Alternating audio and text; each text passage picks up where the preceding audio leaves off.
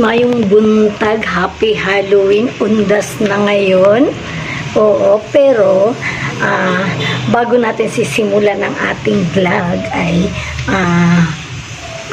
i-check muna natin kung magkano ang mga bulaklak sa undas dito sa ating mga mahal sa buhay, dito sa ating cemetery, dito sa may Quezon Street tayo mag-start. Kasi malalaman natin kung gaano nakamahal. Wala na ang bagyo, walang bagyo dito sa amin. Ang makagandahan ngayon kasi uminit na yung panahon. Ayan po sis, pakita ko sa inyo. Ayan, uminit na yung panahon kaya pwede na tayong lumabas. Ayan, mainit na ang panahon, nawala na si Leon. Kaya ngayon ay sisimulan natin mag-ikot para makita natin kung magkano ang mga bulaklak ngayon na ilalagay natin sa ating mga mahal sa buhay. Kung naalala nyo sis, ako ay hindi kami pwedeng pumunta dun sa cemetery dahil kapapatay lang nga ng ating tatay, si ating senior, at hindi pa nagpo 40 days ang pagkamatay ni Papa. So bali November 11 pa daw ang 40 days niya, kaya hindi tayo pupunta doon. So ang itutur natin ngayong vlog natin ay ang mga bulaklak na para sa kanila. So let's go, samahan niyo ako, tara.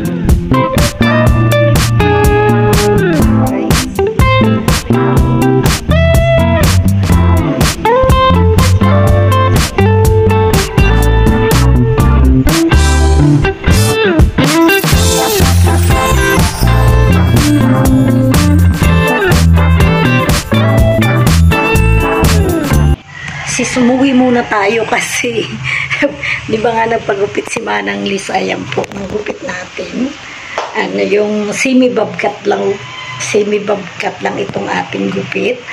Yun na nga, umuwi na po si Ate Jade, tapos ito yung dala niya sa atin. Ayan ang ating favorite G.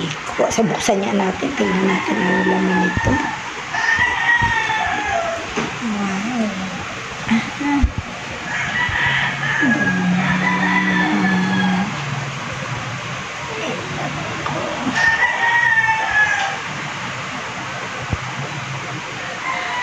Gusto ko talaga itong donut na to sis, kasi hindi siya masyadong matamis at tama lang siya kainin, masarap siya kainin. Ayan, umikwat na si Jairus ng isa, strawberry yung kinain pa.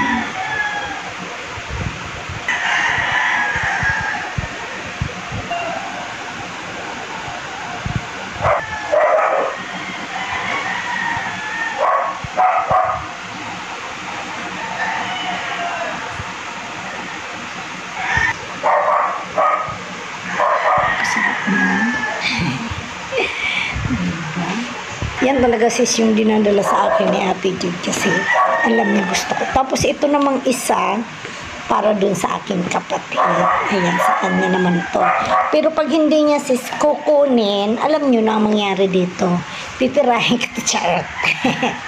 Ito talagang favorite kong donut. Gusto ko siya kasi, yan. Kaya ito na yung binibili ni Ate Jade pag tuwing papunta ng Legazpi, uuwi dito. Yan, bit-bit na yan. Kain tayo!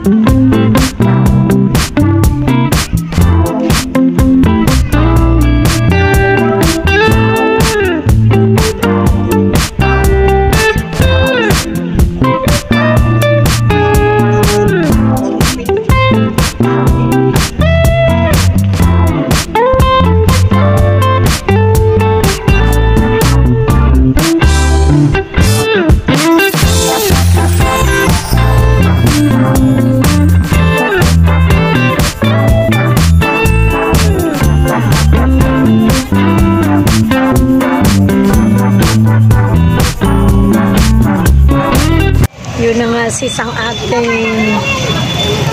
ating silay dito sa ating cemetery. Dami talaga at dami kahit pitsa uno. Sigurado bukas niyan. Hindi ko lang sure kung dami. Pero kasi may limit ang time dito. Hanggang 8 lang yata. Hindi na pwede. Dapat makauwi na. Makalabas na ng cemetery yung iba. So, ayan. Let's go na tayo. Uwi na tayo, sis. Salayan lang natin ang undas ng 2022. Let's go na, sis. Thanks for watching. Bye-bye!